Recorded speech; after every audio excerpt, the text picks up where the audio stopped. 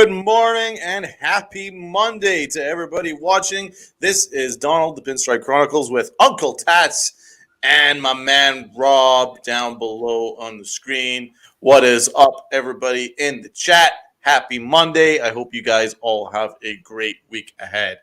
The Yankees didn't have a great weekend. They did lose their first series. I think we're going to break that down. We'll kind of break down where this roster's headed right now with all these injuries and how things are trending. Obviously, we saw Volpe have a big game that was fun to see. But then, of course, all the bats went silent last couple of days. So we'll break that all down for you. So let's start it off. Let's hand it off to Uncle Tats. Uncle Tats, how are you feeling on this Monday? I'm even after the weekend, I'm not feeling too down on this team. I think it's just it's just a rough patch. Once we get some guys back healthy, I think it's all gonna fall back into place. And it's one of those. What's going on, Lori? What's going on, FJ? But the one thing that I did enjoy that I took away as a positive was Schmidt's start. I think he kind of needed that to kind of remind us that there was a reason why they selected him for the rotation. Rob, you're our resident pitching guru for the minors. What are your thoughts on Clark Schmidt and how he used his pitches?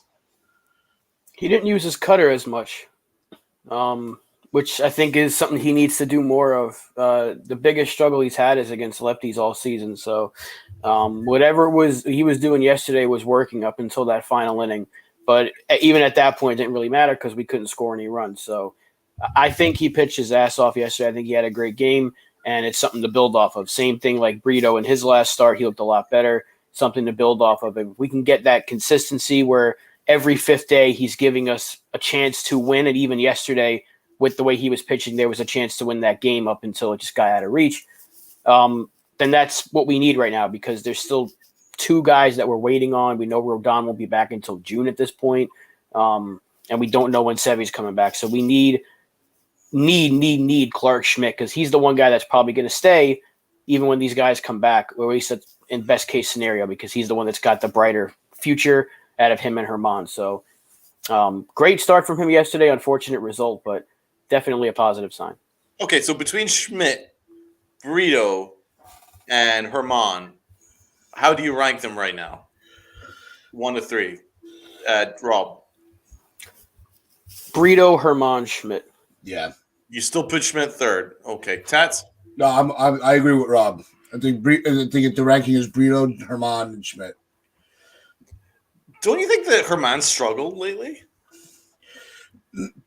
I'm giving the middle to Herman because we know what he can do. We're still trying to feel out what Brito and Schmidt are going to be over a period of time. And Brito gets the nod first because he's shown, after his first two starts, he got beat up in his third start and then bounced back in his fourth. So he's already shown that he could shake off those bad innings and not have it affect him. So I think that's why I would go with him first. And Schmidt is still that he's not as consistent. In the start of his career. So that's why he's kind of at the bottom of the poll. Well, I think he was overusing his cutter, as Rob says, with Clark Schmidt. It's quite clear he was overusing it. It's not nearly his best pitch. This is a pitch he's only recently developed in the lab. And I really don't understand why that suddenly became his main go-to pitch when, his career to now has been a fastball curveball combination. For the most part, he's moved off that, and it didn't work. He got blown up. I think the cutter should be his last pitch that he uses just to keep hitters honest. But by and large, he needs to be trusting the pitches which got him to this point. Because at one point, he was our number one pitching prospect in the minors. I don't know where he would rank now in terms of our prospects, if he's even considered still a prospect. But if I was to rank the three, I mean, I'd still put Herman last because I'm kind of done with Herman. He's average. He's above average. I've seen more than enough. I'm hoping that maybe Brito or Schmidt can provide a little bit more upside, but I'm kind of I'm kind of done with the Herman train. But I mean, this is what the Yankees do, man. They ride things forever. They have a guy that they like, and they just keep him there forever. I don't think Herman's had a particularly good start this year. I think he was much better last year. I've been impressed with Herman apart from one start. So Lori C says Schmidt isn't a starter. I'd probably agree with you there. But I'd like him to be a starter because we do definitely need some depth in the rotation. The Yankees probably haven't helped him with the fact that they've kind of used him as a starter slash reliever in and out for a number of years now in between injuries. And I don't think that's how you develop pitching prospects. But I'm hoping that now that they've made some changes to the front office, you'll maybe perhaps see some smarter thinking. Because Brian Cashman alone can't develop pitching prospects. We know that for a fact. So, yeah, Clark Schmidt, it's a weird one. I'm hoping that maybe the fact that he pitched so well yesterday, this is going to give him some confidence. I'm getting serious Phil Hughes vibes. Yeah. From Schmidt. It's just I'm wondering whether he'll put it all together in another organization, kind of like what Phil Hughes did. Because with the Yankees, like he is very inconsistent, just kind of like what Phil Hughes was, and he was better out of the bullpen, just like Phil Hughes was. And I'm getting these vibes, and it's kind of eerily similar because I was a huge Phil Hughes fan. So it's very weird how it's all working out, but not a great game for the Yankees though. So far more importantly, in my opinion, we need to break down this offense because the offense is the problem. The starting pitching isn't the problem. The starting pitching, I think we've got one of the best ERAs in the American League, but we are 4 runs per game has us 10th out of 15 in the American League. So our batting average of I think it's like 220 or something like that has us 11th has us 11th out of 15 in the American League. So we are ranked as one of the worst offensive teams in the majors right now. 8 out of our 10 games, we've scored 3 runs or less. So this is all real. This is now enough of a sample size where you can now start to break down some of the things here. So, Rob, what are your thoughts on the offense, bearing in mind there's injuries? You think about Stanton being gone, how much that affects us right now, because our offense has dropped significantly with him gone, which has been a week now. And I got these stats here from NY Yankee Stats on Twitter, and it brings a whole lot of the conversation to light. Since Stanton's been gone, we're scoring 3 runs a game, down from 4.8. We're hitting 204. We're on base is 307, which is down by just a little bit, but the slugging is down to 306. So just losing his bat is huge right now. And considering we already have a couple of guys missing in Donaldson and Bader, losing Stanton, now you're forced to play Calhoun a lot, who isn't hitting at all. And Franchi Cordero has had one of the worst cold streaks I've seen after being red hot for a week. So you're looking at the fact that Judge hasn't been hitting lately either. Rizzo's been the only one that's been consistently hot, I guess you can say. It's a recipe for disaster, and it's no surprise that we got pretty much shut down this entire series. Even in the game that we won, the offense wasn't really good up until Volpe hit that home run. So it's definitely a concern. They need to get healthy, and it won't be coming anytime really soon because Stanton's going to be out for at least a month or 6 weeks, as what they say. So they got to figure it out, but we can't keep relying on Willie Calhoun and even Franchi Cordero. Right now, he's a liability. He was great for a little bit, but right now he's not hitting. He's 1 for his last 20, and they're not playing Aaron Hicks for obvious reasons. So you're looking for guys like IKF and hopefully Peraza and maybe a healthy Donaldson, whenever that may be, to provide you some pop because we don't have it. We really don't. You can't win the championship if your offense can't hit pitchers like Manoah and Gosman. I agree there, FJ. Yeah, so this is a situation now where it's really hard to look at this roster and really judge it because there's so many injuries and so many variables. We're basically playing 3 rookies. That's the 3rd-year lineup, right? And you're kind of torn because I certainly am because I want the rookies to play every day, and then you realize that there's going to be inconsistencies with that. That's just a fact. That's just what's going to happen. Doesn't matter who you have, right? Um, but then on the other side, you are competing, and we do need another bat, especially from the left side. I think we're definitely missing a consistent lefty home run hitting bat that can be plugged in the middle of the order to protect Rizzo, Judge, and Stanton when he's back. Um, so I'm kind of torn between these things right now. So that's where I'm at right now. But I'm certainly I can certainly still judge what I'm seeing, and it's not overly good. Tats. The one of the issues with this offense, and it's the narrative from the media as well. Because I want to point out one of the things that Kay said on the broadcast. I don't know if it was the broadcast or on his show. We were saying how the Yankees are really missing Donaldson. No, they're not. All the people on the IL, that's the one that they're missing. Look at the numbers that Rob pointed out. No, Stanton's the one that we need back in the lineup, not Donaldson. Donaldson was giving us the defensive side, but his offensive numbers have not been where they need to be. They're not even close. At his age, his bat speed's too slow to be a productive hitter. That's my opinion on it. I mean you're 1,000% right, but I think that's why we kind of now know that Michael Kay is basically a company guy right now. Yeah. That's the company narrative. It's the company narrative that wait till Josh Donaldson is back. That's the company narrative because they've invested that terrible trade and a terrible amount of money towards Josh Donaldson at the expense of far better players that were available. Gio Urshela, for one, that they traded away at a tenth the cost. He's actually a much better player than Josh Donaldson. And then you look at all the excellent players that we have in the minors, and now we can also mention Peraza. Like all the expense of all those people in favor of Josh Donaldson. That's the company narrative. That's why Michael Kay said that. Oh, yeah, we're just really missing Josh Donaldson. Josh Donaldson did nothing last year. He played good defense, but so could anybody that we ask, IKF, Peraza, Ozzy Cabrera, doesn't matter who he's, DJ LeMahieu, doesn't matter who they stick at third base. They will all play as good, if not better, defense than Josh Donaldson. So that's a negligible point, right?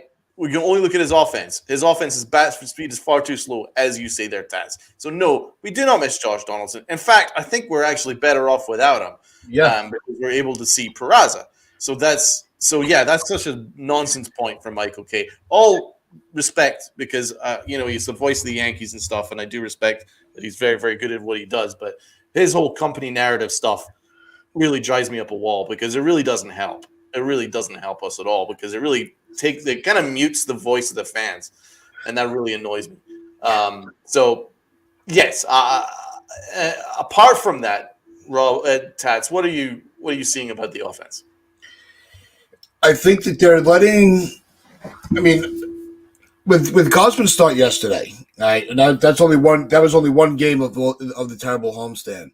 Mm-hmm. But his splitter was just insane yesterday. There are just going to be days where their pitcher is just pitching that well. And that's just part of it. But like you pointed out, we also have 1/3 of our offense are rookies, or players out of, that are not your superstars or not even a star. We have IKF playing center field, which has no business. There's too many. We have an abundance of players with nowhere to, where they're all out of position because of the non-existence of Hicks. We don't even want to. I'd rather IKF than Hicks on the field. So, but I think with all the holes and all the people out of position, it's you're going to go through these weeks where it's just not clicking. 2 weeks ago when they were pulling out, they were playing well, they were getting the runners on base, they had a lot of traffic on, they were getting into deep counts, and we were reporting that. This is just the other side of it, and that's why it's such a long season. It's easy to react, but it's also easier to overreact sometimes. I think the offense will be fine once we get 2 of the 3 key pieces back off the IL. I get your point, but Laurie has some excellent points here. Times are tough when IKF is your center fielder 3 times a week. Yeah. Also, we could use JD from 10 years ago. Yeah, we certainly can't use him now. The problem with the offense is that years ongoing problem, hitting with runners in scoring position. All facts, Lori. 100% agree in everything that you're saying right there. Yeah, so let's have a look at this situation now. IKF, yeah, I'm not going to give him credit for this diving catch that he made in center field because any good center fielder would have gotten there routinely and just made the catch without diving like Clint Frazier. So, I mean, just because you make phenomenal dives doesn't actually make you an incredible outfielder. It might also necessitate meaning that you're probably misreading the fly ball and is leading to you having to dive in order to make that catch because you didn't get there in enough time. So IKF should not be playing center field 3 times a week. If you play him once a week, or if you use IKF in the various roles at the bottom of the order once a week, I don't care. That's fine. I really don't care. Pinch runner, fine. I don't care. A defensive replacement, fine. Cool. I don't care. I think he's worthy of being on the roster, but he can't play 3 times a week. That's just crazy to me. Then let's look at the other one. Willie Calhoun playing DH in the 5-hole the other day was mind-boggling to me because if you look at Willie Calhoun's at-bats, they are not professional major league at-bats. He's a AAA player trying to play in the majors. That's what his at-bats scream to me. Rob, you might disagree. But from what I'm seeing here is he constantly is late on the pitches because he's constantly fouling pitches off. He looks just a little bit off balance, and I just don't see a major league player there at all. And so far, his performances have shown that, man. If you look at some of his stats, it ain't pretty. He's got a 136 batting average, 208 OBP, a 182 slug, and a 390 OPS, which is so massively below average. It's not even funny. And it's still better than Aaron Hicks somehow, but that's not saying much. So, yeah, like Willie Calhoun playing in the 5-hole, you got no chance. Like, it kills your order already. So I don't quite understand what Boone's plan is with Willie Calhoun, why he's playing as your lefty bat, because he doesn't have a bat, in my opinion. I don't think he's good. I think they need to move on from him very soon. I think the league is figuring out Franchi Cordero a little bit. I think there's a reason why Franchi Cordero has been passed around the league so many times. I think that he's able to run into a home run once in a while, but I don't think he's a consistent bat. But he's worth keeping on the roster. I think he's going to be a fine bench player, but you can't overuse him. We desperately need a bat. I really think that we need to be attacking the trade market, but we're in a stage now where the trade market isn't really open in April. So it's a really tough spot, but this is all Brian Cashman's doing because that's why we were screaming about it. Me particularly, Rob, that we were screaming about this all summer long, all winter long, going, "Oh, wait, who's our left fielder? Who's going to play left field? What? Aaron Hicks? You kidding? IKF? You know what? Come on, give me a left fielder, any left fielder, And they didn't do it, and now, as soon as a couple of injuries happen. Once again, Brian Cashman banks on the fact there's never going to be any injuries in the season. And he does this all the time. And once again, we're left in a barren roster because he never thinks ahead going, well, we do need a little bit more strength and depth in a certain position in order to really help us along a marathon of a season. He doesn't do it. And we were left without a left fielder. And it's kind of a mess now because we do desperately need a bat because he's seen enough times now the fact that Giancarlo Stanton has missed almost 50% of all major league games since 2018 with various injuries. So he's had enough evidence to know that Stanton gets hurt, right? So maybe we do need a little bit of a backup to Stanton, right? But he never does it, and we're now left without anybody that can fill Stanton's role. So that's one of my major concerns. Rob, what are your thoughts on what I was saying about Calhoun and then Cashman's ideas for left field? Well, I only wanted Calhoun to make the team because he had a good spring. That's it. I didn't think he was going to give us this amazing season. I wasn't saying he's going to be a 250 hitter with 25 home runs. No, we needed anybody from the left side of the plate that can provide some pop, which is why in the offseason that we were both saying the Yankees need more power, and people are like, that's all we do is hit home runs. They were kind of misinterpreting what we said. Yankees hit a lot of home runs, but they don't really have the power bat that's not Aaron Judge or Giancarlo Stanton and Anthony Rizzo to a degree. Torres is not a power bat. We don't know if Volpe is going to be a power or contact guy at the major league level. Probably more contact, which is fine. Peraza's not a power bat. Cabrera's not a power bat. They don't have one, which is why I wanted Conforto a little bit, but not for $18 million a year. But Conforto would be really nice in this lineup right now. Yeah. You think about him in the middle of Judge and Rizzo or after Rizzo, whatever. We can use that kind of thump, which is why when Joey Gallo didn't work out at all, that's the kind of bat that they needed, that power bat from the left side. They're hoping that Cordero can be that guy. He's not. And the earlier comment about we need Donaldson from 10 years ago, no, we just need him from 2 years ago because that's a 25 home run hitter. We could use that right now. As much as the Yankees rely on the home run, we need the home run ball to succeed. That's just how baseball works nowadays, especially in October. But right now you're relying on a bunch of waiver wire pickups, minor league contracts, guys to get you going. I don't know why they won't. Right now is the perfect time to give somebody like Jake Bauers a shot. He's killing it in AAA. Maybe he can run into some at the major league level. Call up Chaparro if you have to, because you're not going to be losing anything if you DFA Calhoun right now. You're not. And considering they're not playing Aaron Hicks at all, I think he might be the guy to go when Bader or maybe Donaldson or even Stanton get healthy, because they don't seem to want to move away from Peraza right now. They put him at third out of nowhere, which I didn't see coming. So Li, you're going to get your credit because you've been asking for this for a long time, and he's looked fine over there. Yeah. So they don't seem to want to. Yeah, they don't want to get rid of him. So call up Chaparro, see what he can do. I know he's not a lefty, but if he can provide you some thump in that order, do it. Or Jake Bauers is killing the ball right now in AAA. See if he can run into some with the short porch. You have nothing to lose because putting Willie Calhoun in the middle of that order is kind of exemplifying what we need, what we don't have, and we're just hoping that anybody can provide some power, which these guys are not. Cordero hasn't hit at all in his last 20 at-bats. Calhoun hasn't hit at all. You can't use Aaron Hicks. IKF's not a power bat. He shouldn't be playing every day. They need some pop. Give something else a shot. And what we've mentioned there is about, what, 2/3 of our lineup. No wonder we're not scoring any runs. Yeah, Taz, I mean, Judge has been... what are your thoughts on what we've been saying? No, it's like you guys were saying. It's all, we have a roster of waiver wire people, a waiver wire players. That's not a recipe for success. It's really not. You can't just have, your 5 through 9 be guys that nobody would make. A team might take a flyer on, but we're relying on them every day. Mm-hmm. That it's not working. It's not going to work. There's no recipe where it does. There's no situation where you can look at this roster and go, you know what, they actually can pull this out and win us a World Series. We don't have those players. I think it's going to be a very.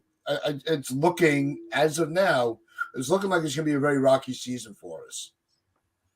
I mean, I really hope that's not the case. I mean, obviously, it's very, very early, but let's have a look at the guys who have played fairly regular amount of games so far. So we'll start with Higashioka, right? He's had 30 at-bats, 9 games. 167, 194, 367. 560 OPS. All below average, massively below average, right? Gleyber Torres, he's been okay. 2 home runs, 7 RBIs. Yeah. 254 batting average. It's okay. 386 OVP.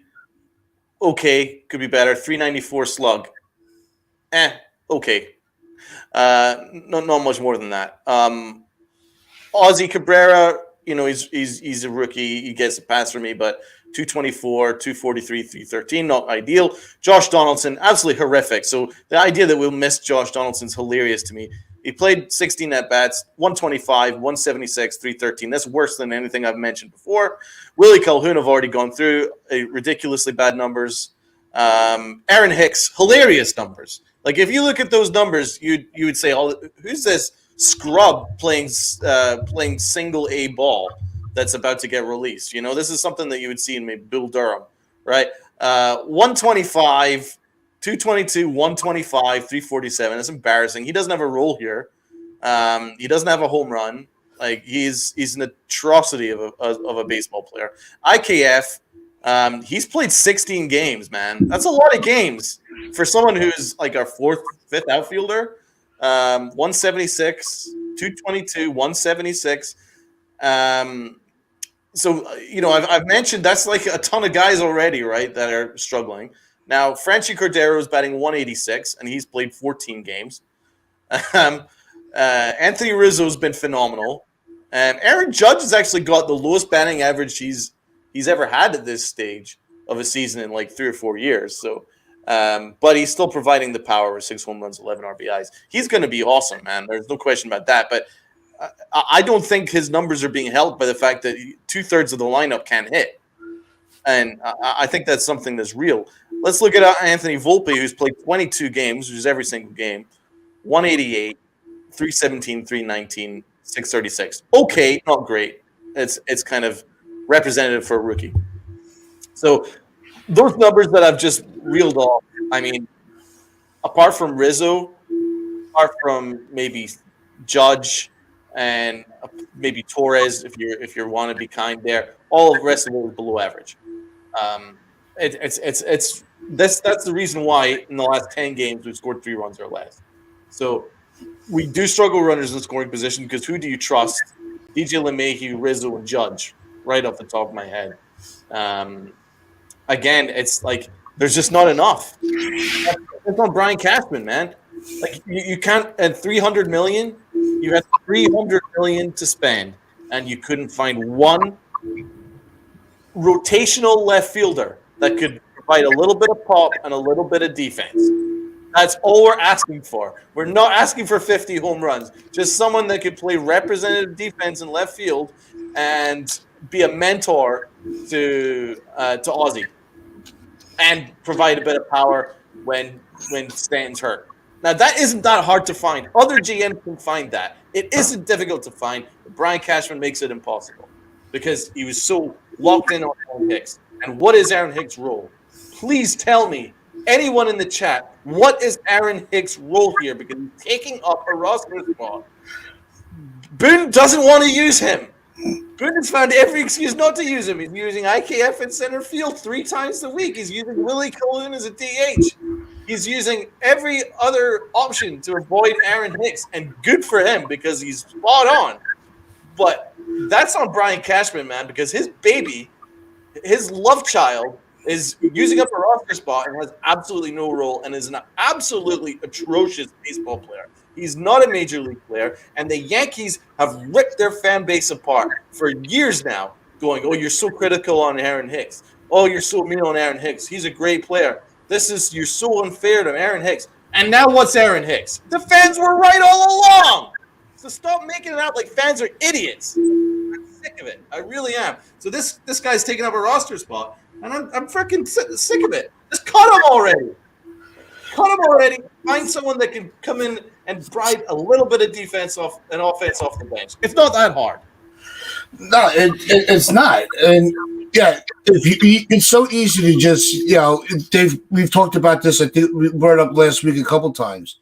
If they can find a way to just DFA Bumgarner, they've eaten the money on other players in this organization, right? With Ellsbury, they paid off A-Rod to finish him out. So why can't you just do that for Hicks? He's wasting everybody's time. Yep. And you know what? As much as we try to critique Boone, good for him for standing his ground and just not putting him out there. Yeah, I mean, I agree with you on that. Although I do want to pick up on something that Rob very rightfully pointed out. And this has been something that's been clearly swept under the rug under Yankee Nation. And not a lot of people have really paid attention to it apart from our man Pete. Didn't they say like last week that Peraza was not going to play third base under any circumstances? Aaron Boone said that. Expressed that in an interview. No, Peraza will not play third base. He said that. And a couple of days later, he's now played third base. So I'm just gonna ask this question, although it's a rhetorical question because I know the answer. Aaron, Uh, what's your role here, man? What is it that you do here, Aaron Boone? Do you know what's going on around you? You said last week that Peraza had no role really, and he was just going to be up as a Scranton shuttle bus guy, and he's definitely not going to play third base. Well, a couple of days later, he's playing third base. Are you aware of the things that you're saying and the things that you are doing? Because they're not aligning. Thank you. I don't think he knows what he's doing. I don't think he knows what. I don't think he has that idea yet from the front office. I don't think Cashman knows what he wants to do yet. So I mean, even with all this negative talk, right? We still have a winning record. We're still a playoff team at the moment. So everything is not bleak right now, but there is just some concerns with the roster that those things can be fixed with returning players. But that's also part of the problem, is that we're always relying on players to come back from injury. It's an every year occurrence. It's like when we get this guy back, and it seems like Rodon's timetable keeps getting pushed back further and further, which is very concerning. I don't know why it's going to take Bader 2 weeks to come back when he's looked fine already in a couple of minor league rehab games, but we can't keep going into every year saying, what if this player gets hurt? Who's the backup? And it's an every year occurrence. So again, do I agree that Brian Cashman is a bottom 5 GM? No. But would I have moved on from him? Absolutely, because these are things that he continues to miss every single year. He's just providing us some depth. Franchi Cordero is not the ideal backup. If Baltimore was willing to move on from him, you shouldn't be locked into him. Now, he gave us a good week, and we were happy about it, and good for him. I was happy he was able to do it, but Calhoun's not a major league player. Give some of these other guys a shot in the minor leagues. You've already given 3 rookies a shot. I mean, Jake Bauers has already been at the major league level at some point, so why not use him? Just try something different. That's all I'm asking. But there were options in the offseason to go out and make a move to add a left fielder with some pop. They didn't do it. Aaron Hicks is still here. They continue to think that he's going to improve, but in every single year he's actually gotten worse. And I think it's finally going to be that time where they do move on from him, because if he's not playing every day, now he'll probably play tonight, because we've been mentioning how he hasn't played and giving Boone props for that. So he's going to play tonight. So I don't know. I don't want to sound too negative when the team is still winning games. This was our first series loss of the season. We were the last team in baseball to actually lose a series. So we're still doing something right. I think our pitching's been fine despite the injuries, and we're missing a lot of starting pitching. But to see this offense, when Judge goes cold, Torres goes cold, and there's only 2 players that are really hitting consistently, that's LeMahieu and Rizzo, yeah, you're going to lose games. And the fact that we couldn't hit Yusei Kikuchi is concerning to me. I'm not surprised we couldn't hit Manoah, because he always shuts us down. And Gosman is really good. I'm not surprised we got shut down by them. But Kikuchi, that's the one that concerned me, because we should have rocked him. Yeah, Kikuchi is one of those. He's very flip-flop of a pitcher. Because Friday I was having a conversation with Blue Jays dad on his Twitter Spaces, and we were going back and forth on some of the things, the pros and cons of the series. And it was, if he's on, he's really good, but when he's bad, he's terrible. And the Yankees had the chance to kind of get him out of the way, but they kept, the lack of offense kept they were bailing him out of some innings.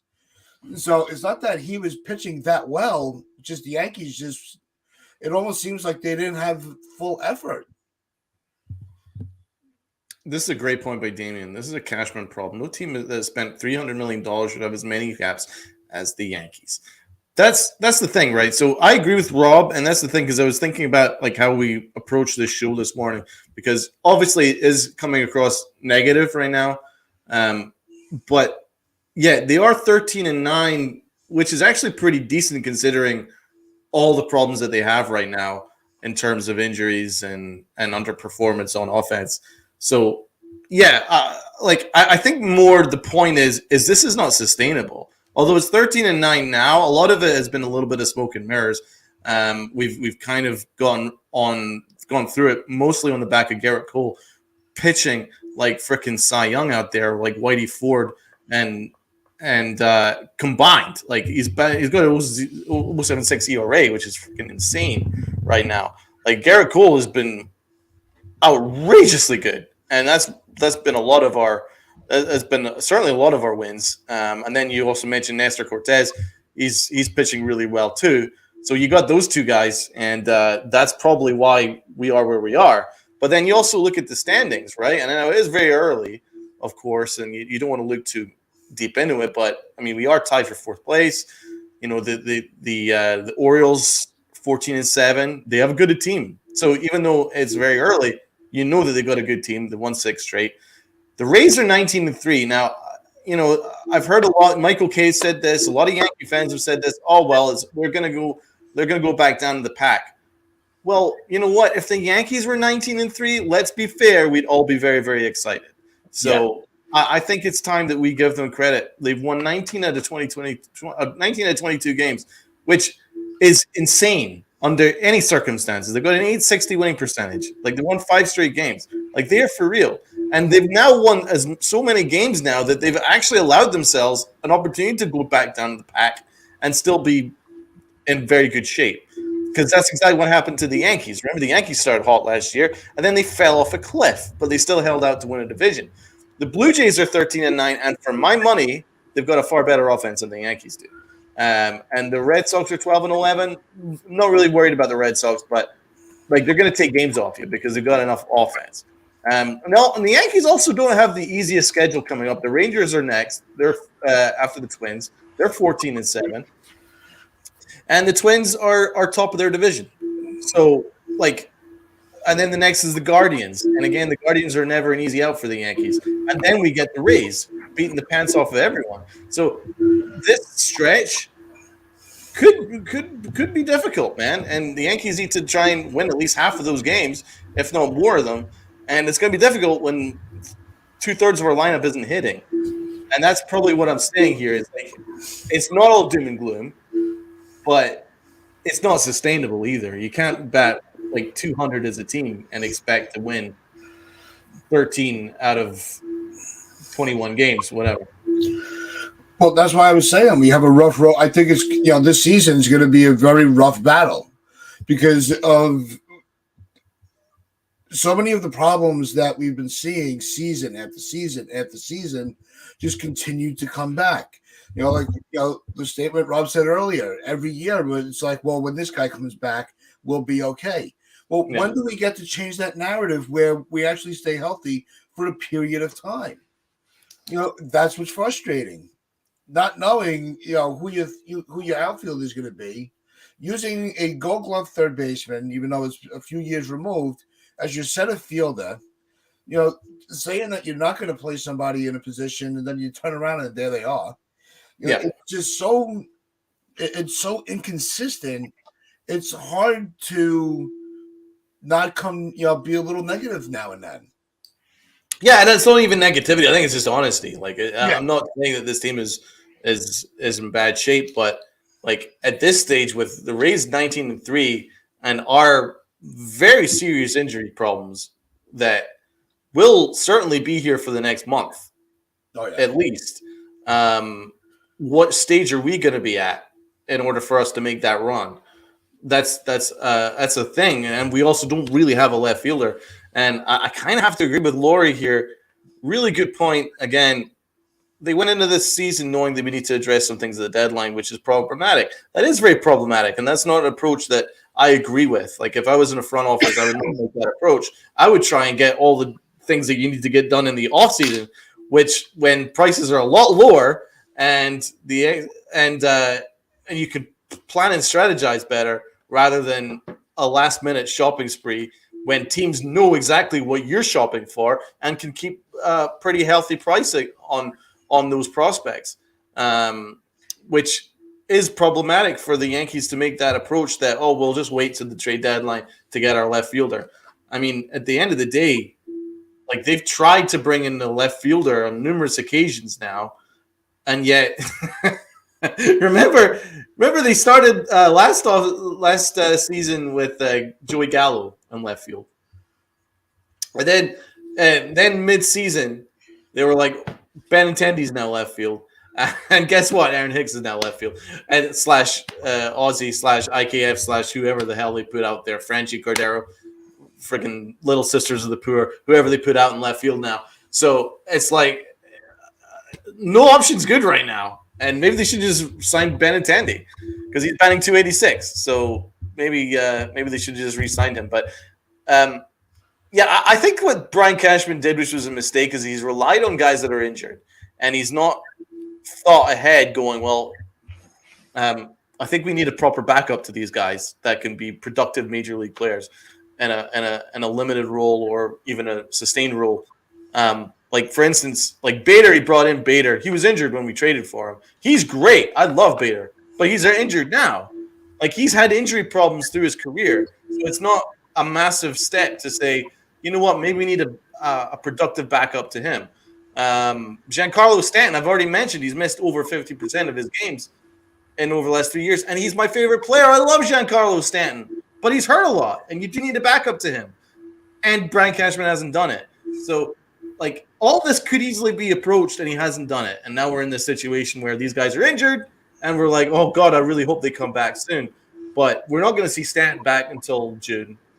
And Josh Donaldson, who cares? But I don't think we're going to see him for another month.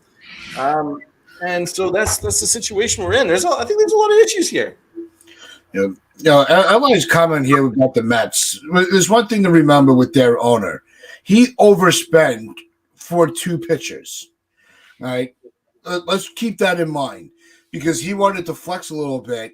You got pitchers that are in their 40s making crazy money that Verlander still hasn't thrown a pitch for all that money they paid him.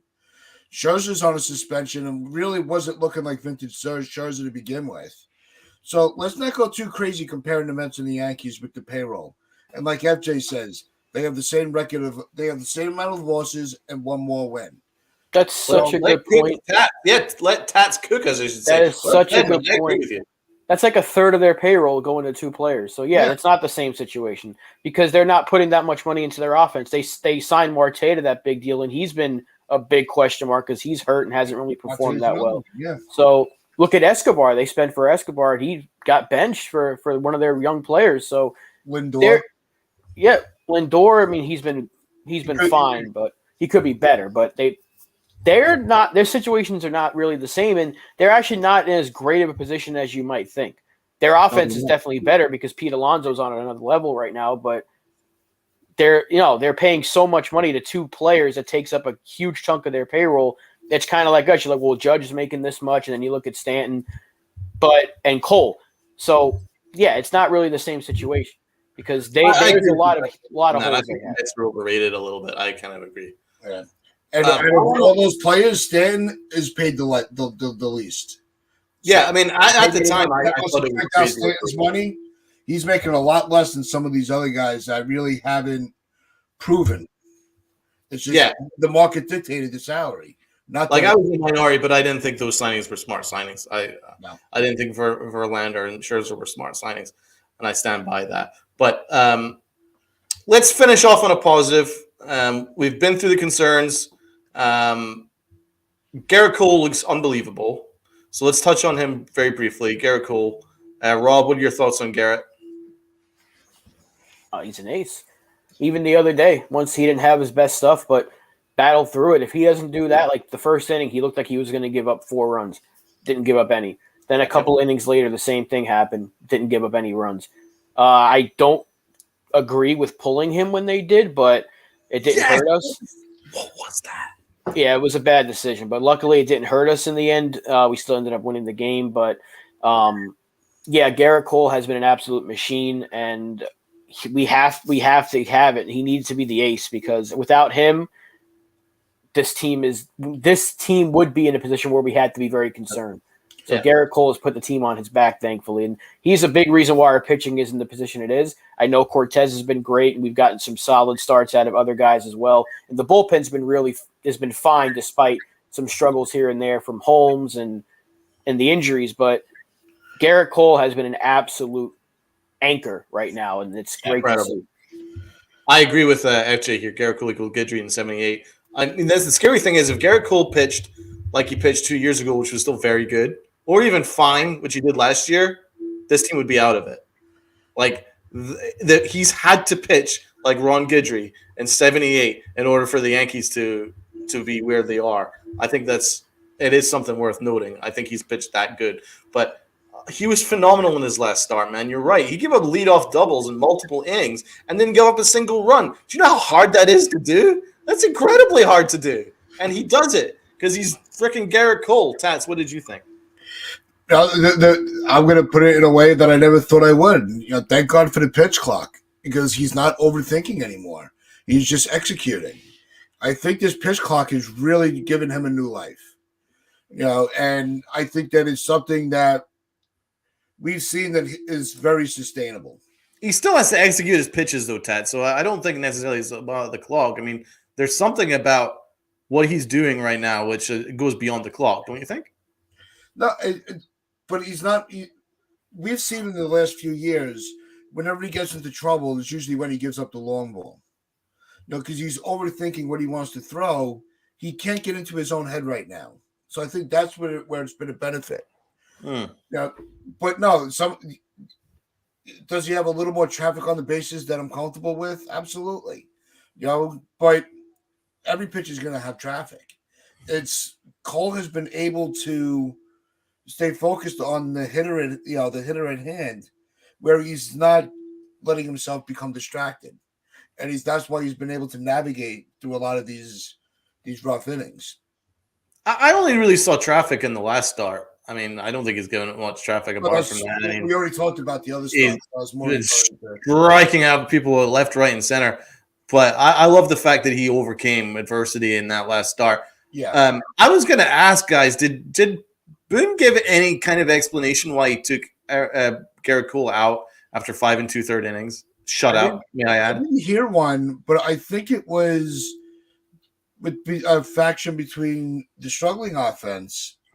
I think he wanted to kind of protect Cole's numbers a little bit, and his pitch count was getting up there. I think he was already in the 90 pitch mark at that point, which isn't that high. I think it's enough to get him to that inning. I mean, so, like I said, I wouldn't have pulled him out. I think that was a mistake. No. It didn't hurt. Like Rob said, at least it didn't come back to haunt us. But I think he was a little quick to pull him off the mound. Oh, when that happened, I remember I shouted, "What?" That's pretty much at that high decibel as well. Like, I did not understand it, because for me, it sends a message. Like, who do you want to get out of a tough spot with a runner at third base? Do you want Garrett Cole, who's pitching like Ron Guidry, who's your ace and he's your stopper and he's everything that you could possibly dream of in a starting pitcher right now? Or are you going to use relievers who, are good, but it's still up in the air? You want to trust your ace you're paying $30+ million to per year to get that out. I think it sends a bad message. It sends a message that he doesn't trust him to get that out. And that's the wrong message to send, even in April. And because he made that mistake in October, don't forget Boone made that mistake in October, this past October, where he took Garrett Cole out too early, showed lack of faith in the guy. Like, what does Garrett Cole need to do for you to trust him to get out of a situation? He's got a 0.76 ERA, my people. So, like, when Boone made that move, it was so wrong in every way, shape, and form. I hated it. And I was hoping that he'd make an excuse going, he was maybe just feeling that he was just a little tired or whatever. It's a bullshit excuse, because I can't imagine under any circumstances why you would make that move. But Boone, to be honest, made a whole ton of weird moves that day, which all of them worked, but none of them I like, which is very funny. So that's just the way that's the way how it worked out. But that was a weird one. But moving on from Garrett Cole, he's obviously a massive positive. Volpe and Peraza. Volpe had his moment. Yankee Stadium went nuts. Now, I know my co-hosts at the Boys in the Big Apple, Big Blue in the Bronx channel, they went to that game along with the Morning Brew guys and some people from NYY News. What a game to go to! And they saw Anthony Volpe hit a huge home run. What are your thoughts on Anthony Volpe? That moment, and where are you feeling that he is at the moment? We'll start with Taz. No, I think that they have been a very positive movement. Yeah, I think that these were moves that we've been wanting. Not every at bat is going to be, a highlight reel. Not every play is going to be a highlight reel. But we asked for this. And I think that we've gotten what we've asked for. We wanted to see some of these guys that we passed up on everybody else for. And I really think they have delivered, you know, enough of the positive side of it where, I'm happy to see these kids getting their fair playing time. And I like that Boone's not trying to mess with them at all. He's left Volpe in that leadoff spot, even if he had a rough game.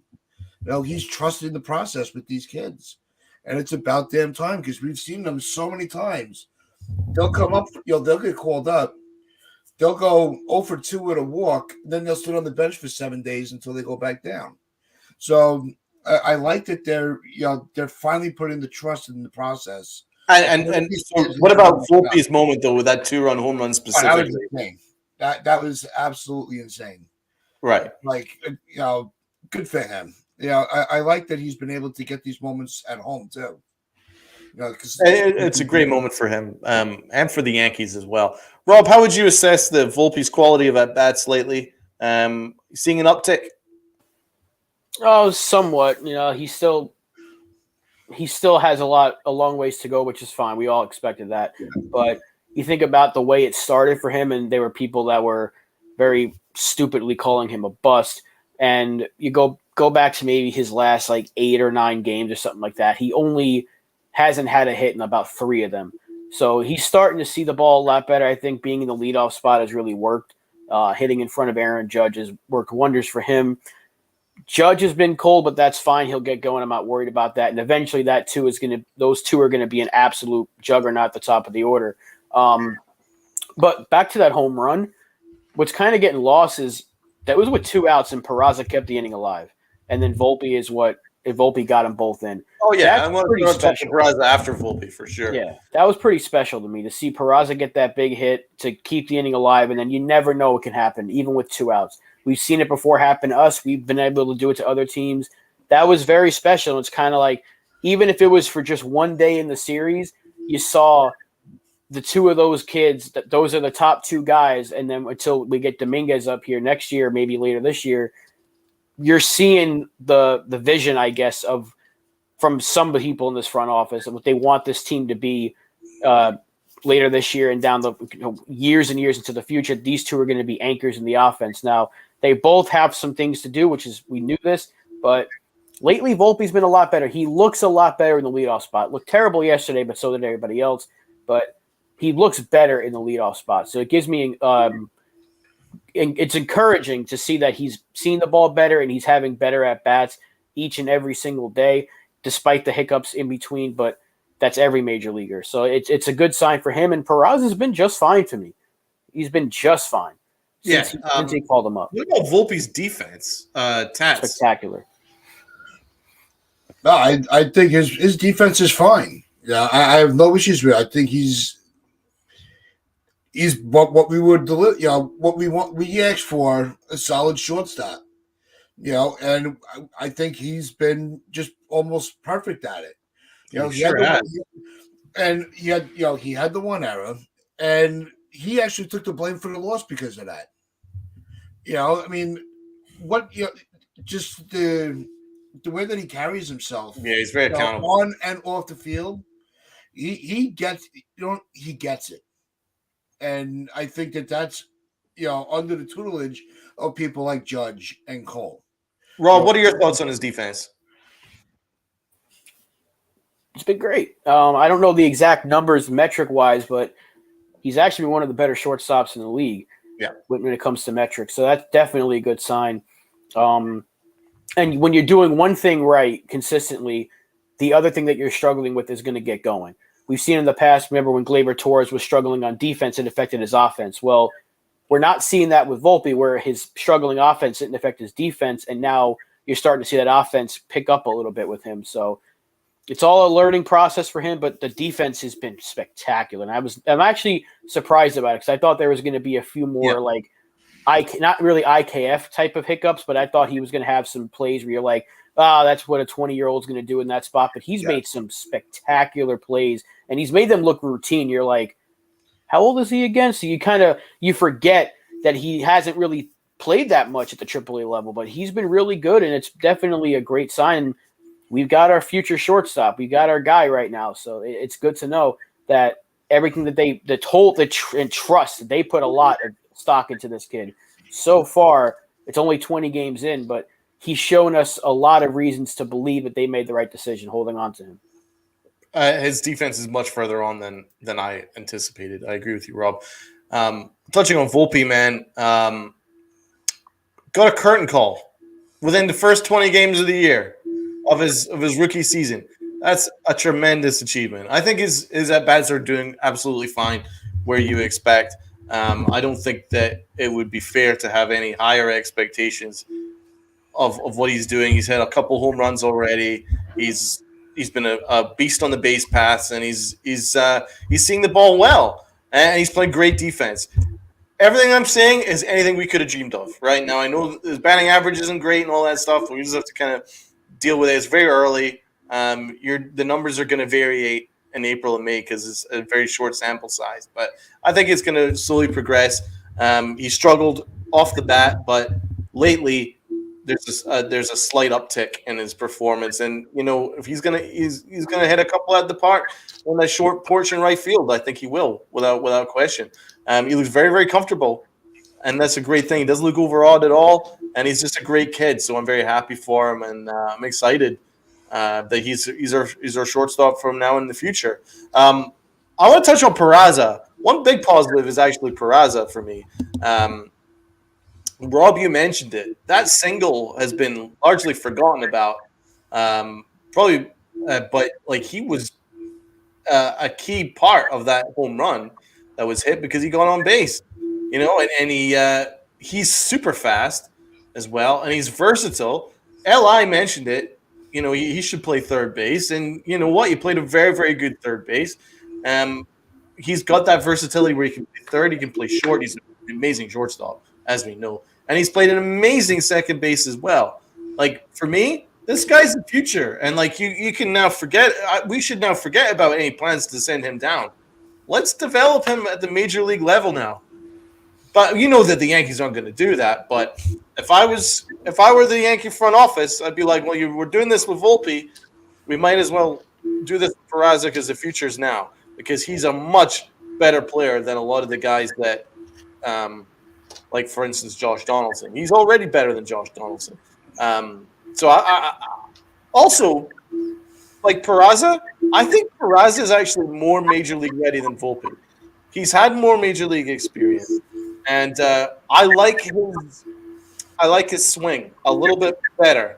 That's not a criticism of Volpe. I think Volpe's got an uppercut swing, but I like Peraza's more level swing. I think it will allow Peraza to hit for a slightly higher average and hit to all field.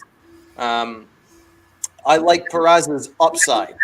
And you hear Paul O'Neill wax lyrical about Peraza a lot. I would certainly tend to trust Paul O'Neill in that regard. So I love Peraza. I'm a big Peraza stan. And I really hope that he gets an opportunity. And it looks like he's been getting that opportunity, and he's taken that opportunity. He's had some quality at-bats yesterday aside, and he's played excellent defense across the board, and he's good on the base pass. And I guess that's the positive I wanted to close on, is the fact that although we lost this tough period, we're still getting a really good performances from two rookies who are going to be our future.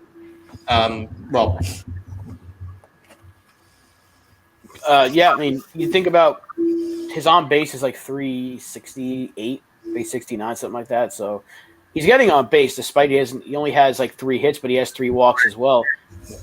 He's getting on base. The same thing with Volpe. They can't send Peraza down at this point. Let's say Donaldson's healthy in 2 weeks, and if in 2 weeks Peraza gets better and better, and if you send him down, forget about the fans for a second. It's just going to look bad across the league.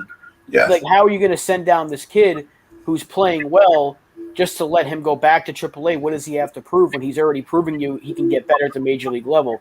So I think they're kind of learning their lesson because even if Donaldson not healthy, the fact that they decided to move him to third just out of the blue tells me that their thinking process is a little bit different now. Because when Aaron Boone was on with John Boy and Jake, he mentioned that he changed his attitude a little bit towards Peraza because at first it was, well, when Donaldson's back, he's going to get sent down. But then he goes, oh, you never know because things can change overnight in baseball. So it kind of seems like they want him to stick around. Now Donaldson's going to be here when he comes back, but they might have to send somebody else down because Peraza has earned his way on the team already, in my opinion, because he's outplayed several other guys, basically our entire bench. He's outplayed all of them.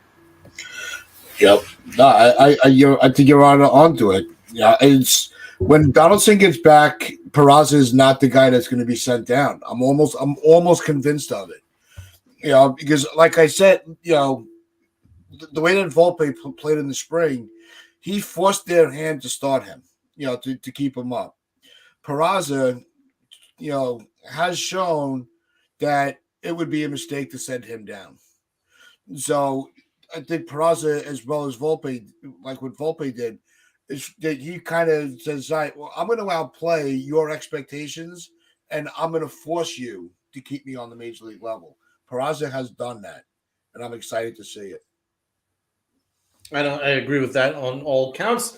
And on that note, I think we'll close it out. So, Tats, if you give us your favorite saying, we'll close it out. All right. And as always, wear your pinstripes, your pride, and play hard.